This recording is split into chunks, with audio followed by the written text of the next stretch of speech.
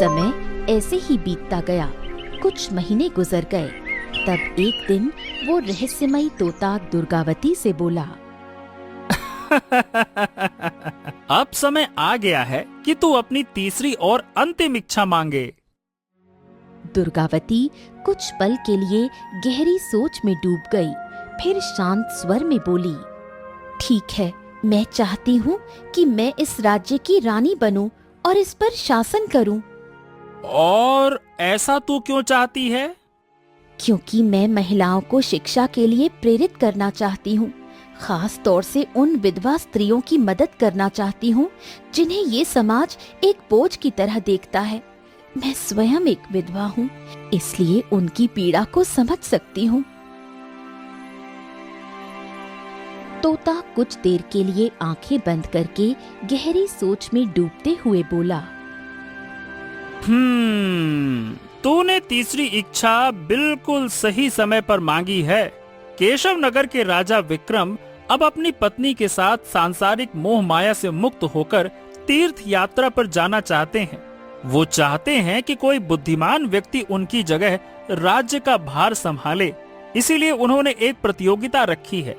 अगर कोई उनके 3 कठिन प्रश्नों का उत्तर पूरी कुशलता से दे तो वो अपना राज्य उसे सौंप देंगे। परंतु अभी तक कोई भी उन 3 प्रश्नों का उत्तर दे ही नहीं पाया। ये सुनकर दुर्गावती शांत स्वर में बोली, मैं कोशिश करूंगी, क्योंकि कोशिश करने वालों की कभी हार नहीं होती। मुझे तेरी बुद्धिमानी पर पूरा भरोसा है। तू जाकर उन प्रश्नों का उत्तर दे देगी।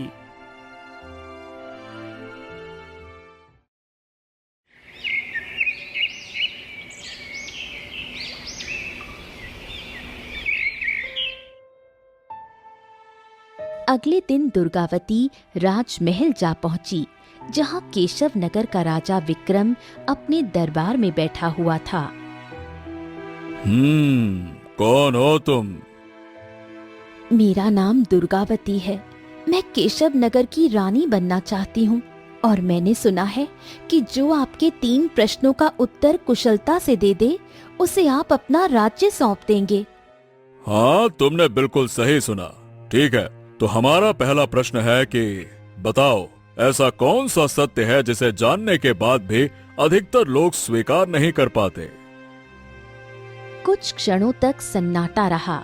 फिर दुर्गावती शांत स्वर में बोली, मृत्यु ये संसार का सबसे बड़ा सत्य है, जिसे हर व्यक्ति जानता है, परंतु कोई इसे स्वीकार नहीं करना चाहता। राजा विक्रम गंभीरता से मुस्कुरा उठा। ठीक है, अब दूसरा प्रश्न सुनो। कोई व्यक्ति कितना भी अमीर क्यों ना हो, फिर भी वो एक चीज कभी नहीं खरीद सकता। बताओ वो क्या है? समय। समय को कोई रोक नहीं सकता, कोई खरीद नहीं सकता। ये राजा और रंक दोनों के लिए समान होता है। इस उत्तर पर दरबारियों की आंखें फैल गईं। तीसरा और अंतिम प्रश्न, एक रानी की सबसे बड़ी शक्ति क्या होनी चाहिए? सुंदरता, धन या सेना? दुर्गावती कुछ क्षणों तक मौन रही, फिर दृढ़ स्वर में बोली, इसमें से कुछ भी नहीं। उसकी सबसे बड़ी शक्ति होती है उसकी बुद्धि। एक बुद्धिमान रानी ही अपने राज्य की रक्षा कर सकती है, अपने लोगों की सेवा कर सकती है और अन्याय के विरुद्ध खड़ी हो सकती है। राजा विक्रम अपनी जगह से उठकर खड़ा होकर बोला, दुर्गावती, तुमने तीनों प्रश्नों का उत्तर केवल सही नहीं अपितु श्रेष्ठता से दिया। अब से तुम ही केशव नगर की रानी हो। राजा विक्रम ने मुकुट दुर्गावती के मस्तक पर रख दिया और फिर अपनी रानी के साथ तीर्थ यात्रा के लिए महल से प्रस्थान कर गया।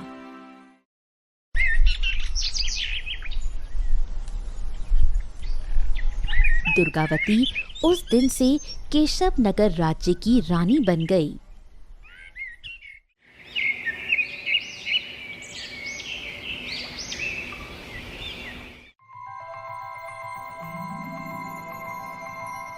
अब तुम्हारी चौथी और अंतिम इच्छा मांगने का समय आ गया है, बताओ। दुर्गावती गंभीर सोच में बोली, सब कुछ तो मुझे मिल गया है। मैं भौंडी थी, सुंदर हो गई, और सुंदर होने के बाद मैं एक रानी भी बन गई। आज मेरे पास धन है, दौलत है, सत्ता है, महल है। अब और जीवन में क्या चाहिए? जब मनुष्य के पास ये सब कुछ होता है, तब उसकी एक ही इच्छा होती है कि वो हमेशा के लिए अमर हो जाए। ये सुनकर दुर्गावती चौंक गई। क्या तुम मुझे ये बता रहे हो कि मुझे चौथी इच्छा में अमरता मांगनी चाहिए?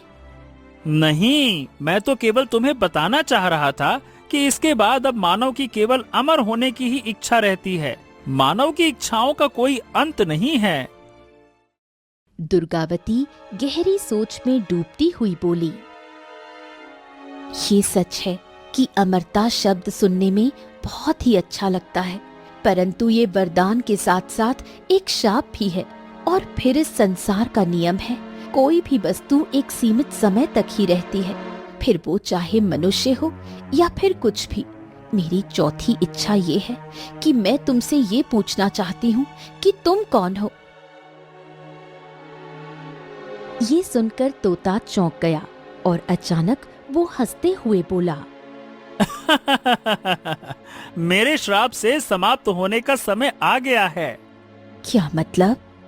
मेरी बात गौर से सुनो। मैं एक दैत्य हूँ जो वर्षों से उस खंडहर में बंद था जहाँ पर तुम मुझे मिली थी। एक साधु ने मुझसे खंडहर से बाहर निकलने की शक्ति छीन ली थी। मैं तब से उस खंडहर में किसी मनुष्य या किसी प्राणी के अंदर आने का इंतजार कर रहा था, मगर एक दिन उस खंडहर के अंदर एक तोता आ गया। मैं तोते के शरीर में समा गया और उसके शरीर में कैद हो गया। बाद में मुझे पता चला कि तोता तो एक श्रापित है। उस तोते ने मुझे बताया कि मैं उसके शरीर से तभी आजाद हो सकता हूँ जब कोई बुद्धिमान मनुष्य खंडहर के अंदर आए और उसकी 4 इच्छाएं मैं पूरी कर दूं। परंतु चौथी इच्छा में अगर वो मनुष्य ये इच्छा मांगे कि मैं कौन हूँ, तभी मैं उसके शरीर से बाहर आ सकता हूँ। और तुमने ये इच्छा मांग ली। इतना कहकर तोते के अंदर से काला धुआं निकलने लगा और देखते ही देखते वो एक दैत्य के रूप में प्रकट हो गया। ये देखकर दुर्गावती बुरी तरह से चौंक गई।